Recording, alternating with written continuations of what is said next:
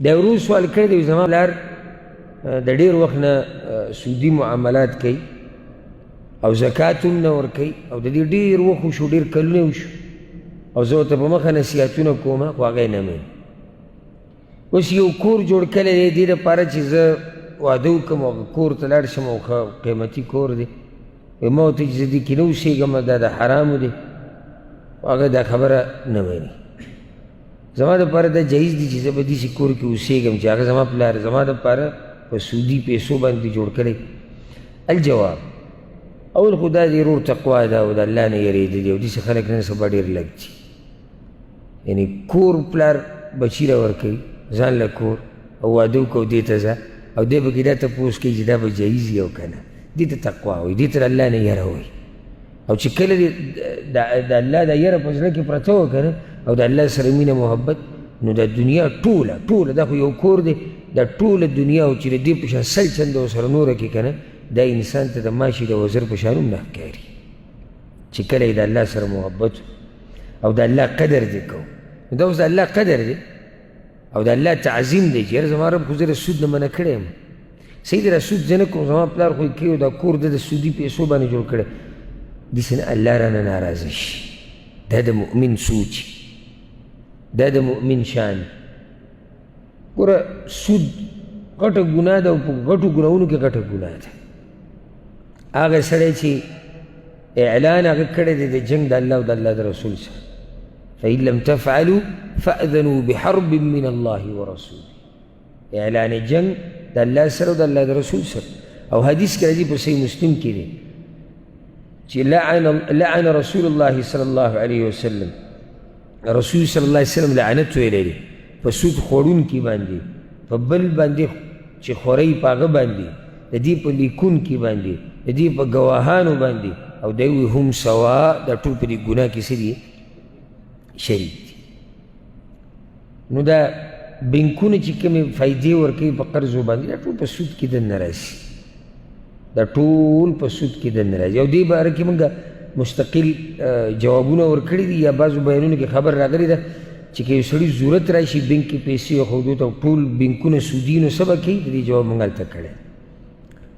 خو د دې پلار په دوو ګناهونو کې اخته دی په کومو کې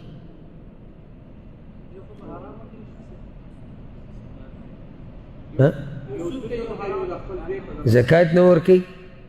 او یو سودخور دی او دواړه ګناهونه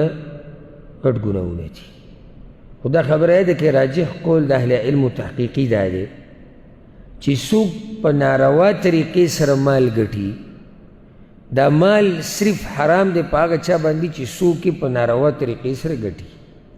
خو که د ده نه څوک علي په یو داسې لارې سره چې هغه لاره باندې مال اخیسته روا دي نو د هغه دپاره روا دي. پوه شو بې درته وایم غوږو ته کښېنئ څوک چې مال په ناروا طریقې سره ګټي نو دا مال حرام دی په ده باندې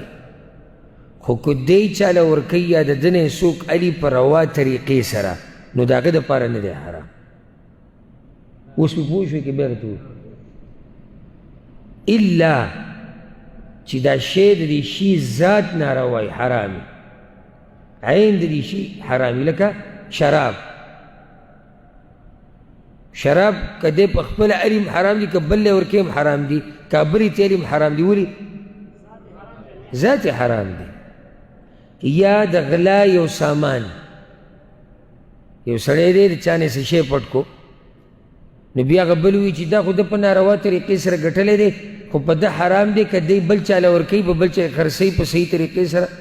نو په هغه خو نه دی حرام موږ وایو په هغه هم حرام دی چې کله هغه ته پته وي چې ده دا شی پټ کړی دی ځکه دا خو په اصل کې د ده په ملکیت کې نه دی. ښه دغه شان لکه یو سړی سپی خرڅوي اصل کې دا شی نجس دی ذات حرام دی نو څنګه دی خرڅوي بلې ته علي او داسې پسې بیا زه ډېر مثالونه پیږي خو که دی یو شی وګټي او د هغه شي هغه ذات چې دی یا عین حرام نه دی او د دا شی په ناروا طریقې سره وګټو په ناروا طریقې سره لکه دوکې پکې وکړه یا سود دی یا یې دروغ ووایي دې ته ناروا طریقې وي په دې طریقو کې یو طریقې استعمال کړه او مال یې وګټو دا خو د ده لپاره حرام دی که نه خو د ده نه که څوک په صحیح طریقه علي نو هغه ترې اخیستی شي مثال لکه دی اوس چاله هبه ورکوي هدیه یو سړی دی سودخور دی یو سړی دی مال یې ګټلی دی په دروغو ویلو سره او دی راولګېدو یو ملګري له تحفه ورکړه دا تحفه چې د دې ملګري له ورکړه دا د ده لپاره حرامه وه خو هغه ملګري ته دا په شرعي طریقې سره صحیح میلاو شوې ده د هغې دپاره حرامه نه ده دغه شان پلار باندې لازم دي چې به بچو خرچه وکړي او بچي هغه بچي او بیا خصوصا هغه چې هغوی مزدوري نشي کولی او هغوی ته پته ده چې پلار زموږ سودخور دی نو داسې ټیم کې دا بچي دا ښځه دوی د دغه مال نه خرچه کولی شي دلیل به ته به دې وښیم کیدای شي بعضو ته دا مسله هسې عجیبه ښکاره شي چې یاره دا څنګه حرام باندې ګټلی ده او ته دته که په صحیح طریقه میلاو شي دې ته اخیستی شي ستاسو ذهن کې څه دلیل شته دا دومره سر غواړي الله توفیق نه بعد موږ خو صرف کینو دا ووایو چې یاره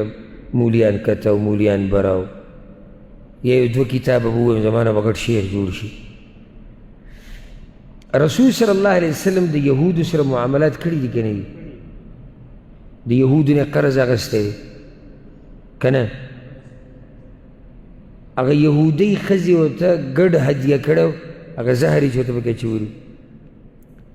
دغه شان نور معاملات د تجارت د یهودو سره راغلي دي او د یهودو غټ صفت په قرآن کې بیان شوی دی چې دا انتهایي سودخور قوم دی بیا هم رسول صلی الله د هغوی سره معاملات کړي دي که نه دا ګرنټي شته چې رسول وسلم چې د څومره یهودو سره معاملات راغلي هغه ټول د سود نه څپاو نه کیدای شي هغوی سود کړی هغه سودخور خو هغه سود په هغوی حرام و رسول صلی الله علیه وسلم د هغوی سره تجارت کړی سامان کې یې اخیستی دی په پیسو یې اخیستی دی که هغوی ورله څه تحفه ورکړې ده خو تحفې په شکل یې ورکړې تحفه هغه اخیستې ده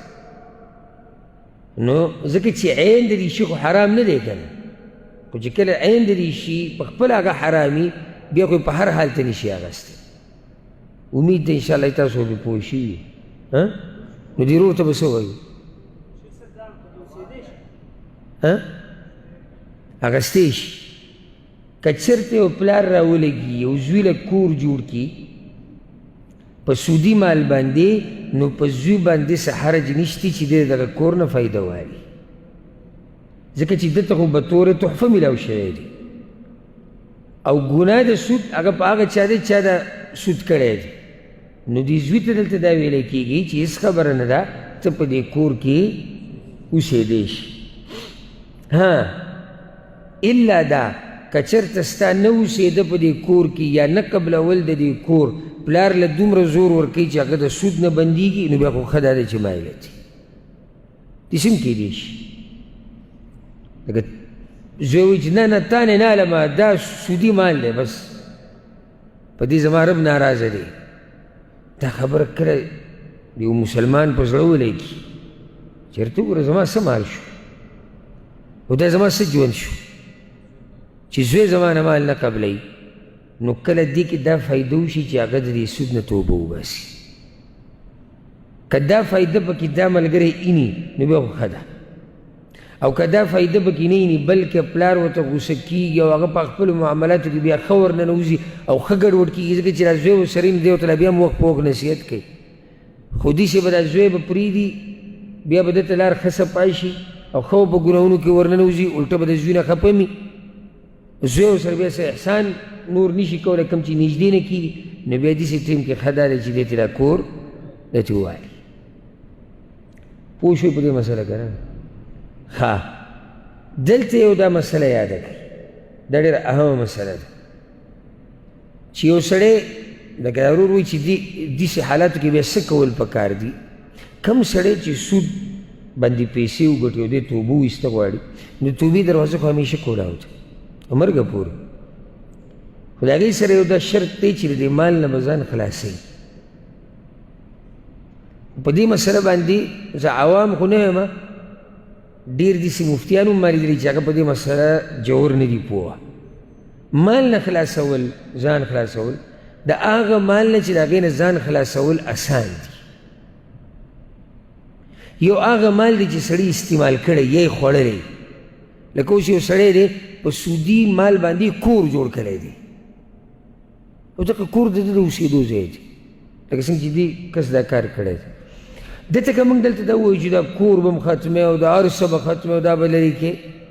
کېدای شي دې د توبه د سره ونه باسي. او ځکه شیخ الاسلام ابن تیمیه رحمه الله تفصیلي خبره کړې دي چې خلاصه د هغې دا د په مجموع الفتاوه کې وی کله داسې وشي چې یو سړی ډېره زمانه مونځونه نه کوي، اوږده زمانه پرې تېره شوې ده، کلونه چې د مونځ نه دی کړی، زکات یې نه دی ورکړی، روجې نه دي نیولي، دا ورته پته هم نشته چې دا مال حلال دی او که حرام دی. د نکاح چې کوم شروط دي د هغې نه دی خبر، الطلاقو د مسلو نه دی نه دی خبر، او نورې ډېرې مسلې دي، خو دا ده چې نسبت اسلام ته کېږي ځان ته مسلمان وایي. خیال هم دی که نه؟ ځان ته وایي مسلمان، چل څه دی؟ منځونه نشتي، کلونه وشو، روجې نشتي، زکات نشتي، نور شریعت مسایل دته نه دي معلوم. نو که چېرته دې سړي له الله هدایت ورکړي او دې توبه وباسي او دته قاضي دا ووایي او عالم ورته دا ووایي چې ستا توبه په دې صورت کې قبلیږي چې ته به ټول هغه منځونه کوې چې تا پرېښودي دي، او د هر کال هغه زکات پر وباسي ټول کوم تا نه پاتې شوی دی، او بیا به د خپل مال ته وګوري چې په دې کې کوم حرام دی هغه ټول به لرې کړې، نو دی ګورې که توبه وباسي. او کېدی شي والعیاذ بالله چې کفر بیا د اسلام نه غوره کړي، ځکه چې یو سړي 15 کاله شوي دي، دی لمونځ نه دی کړی، د روجې نه دي نیولي، د زکات نه دی ورکړی، مال یې سودي دی، مال د دروغو، مال په ډاکو، او ده ورته دا ووایي چې د دې 15 کالو لمونځونه به راګرځي،